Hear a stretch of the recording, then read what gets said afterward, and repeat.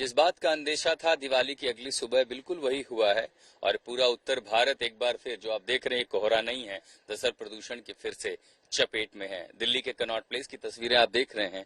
बेहद घनी चादर, और ये कोहरे की चादर नहीं, आमतौर पर दिल्ली,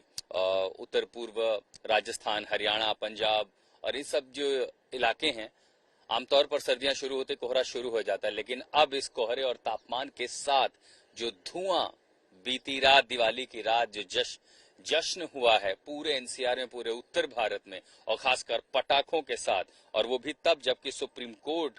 प्रदूषण कंट्रोल जो बॉडीज हैं, जो सरकारी आदेश हैं, उन सब की अनदेखी की गई, उन सब की अवहेलना की गई है और अलग अलग कारण बताते हुए लगातार अंधाधुंध आतिशबाजी हुई है। उस आतिशबाजी का असर जो हुआ है वो अब आपको इन इलाकों में दिखाई पड़ रहा है। ये कनॉट प्लेस ने चादर ओढ़ी हुई है। एयर क्वालिटी इंडेक्स जो दिवाली के ठीक एक दिन पहले प्रकृति की वजह से एक वेस्टर्न डिस्टर्बेंस के चलते 200 तक पहुंच गया था, वो एक बार फिर 900 पार करने लगा है। अब फिर से अगर हवा तेज नहीं चलती है, तेज धूप नहीं होती है, तो अगले कुछ दिनों तक पूरा एनसीआर इसी तरह प्रभावित रहेगा। एक बार फिर हम गैस चैम्बर में रहने पर मजबूर हो गए हैं। मैं दिल्ली की इंडिया गेट में मौजूद हूँ, जहाँ पे एयर क्वालिटी लेवल्स 999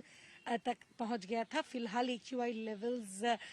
500 से 600 के बीच है इस जगह पे, और आप देख सकते हैं कि मेरे पीछे जो इंडिया गेट है वो लगभग गायब हो चुका है, क्योंकि पोल्यूशन की मात्रा इतनी हाई है कि एक थिक स्मॉग कवर आज पूरी दिल्ली की स्काईलाइन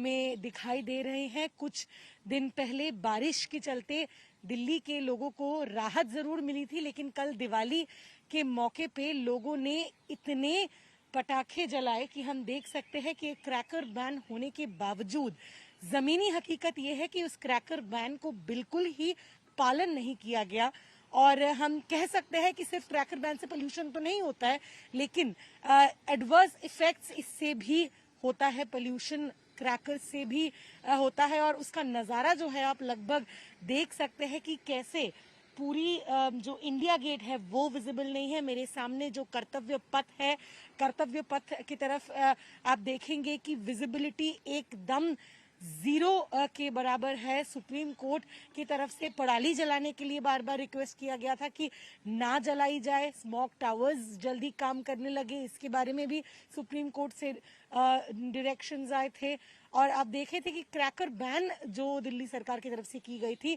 उस पे भी सुप्रीम कोर्ट ने इंटरवीन करने के लिए ना बोल दिया था, और इसी के चलते आप देख सकते हैं कि कैसे ये जो पूरा इलाका है विजिबली आप विजुअली देख सकते हैं कि कैसे पोल्यूशन की मात्रा इतनी हाई है कि पूरी स्काईलाइन जो है दिल्ली एनसीआर की वो एक थिक स्मॉग कवर से ढक चुकी है। सुबह के 8 बजे हैं और इस वक्त मैं अक्षरधाम फ्लाईओवर पर मौजूद हूं। सुबह के 8 बजे अमूमन जब मैं यहां से गुजरता हूं तो ये जो अक्षरधाम मंदिर है साफ साफ दिखाई देता है, लेकिन दिवाली की रात जिस तरह से दिल्ली में जमकर आतिशबाजी हुई उसके बाद पोल्यूशन का स्तर इतना बढ़ा है कि 8 बजे भी अक्षरधाम मंदिर वो पूरी तरह से क्लियर नहीं दिख रहा है। आसपास स्मोक की चादर है, ये कोई कोहरा नहीं है, ये स्मोक की चादर है। और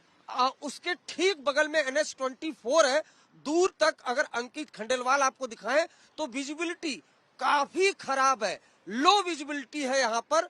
और ये लो विजिबिलिटी सिर्फ स्मोक की जो चादर है उसकी वजह से बनी हुई है। अक्षरधाम मयूर विहार के आसपास काफी लो विजिबिलिटी है, और ये लो विजिबिलिटी जिस तरह से दिल्ली एनसीआर में जमकर आतिशबाजी हुई थी, हालांकि सुप्रीम कोर्ट ने पाबंदी लगाई थी, उसके बावजूद भी जमकर आतिशबाजी दिल्ली एनसीआर के लोगों ने की, जिसका नतीजा ये है कि हवा में जहर है और खुद दिल्ली एनसीआर के लोग इसी जहरीली हवा में सांस लेने को मजबूर है। बीते दिनों बारिश की वजह से जो प्रदूषण का स्तर है वो काफी कम हुआ था, लेकिन जिस तरीके से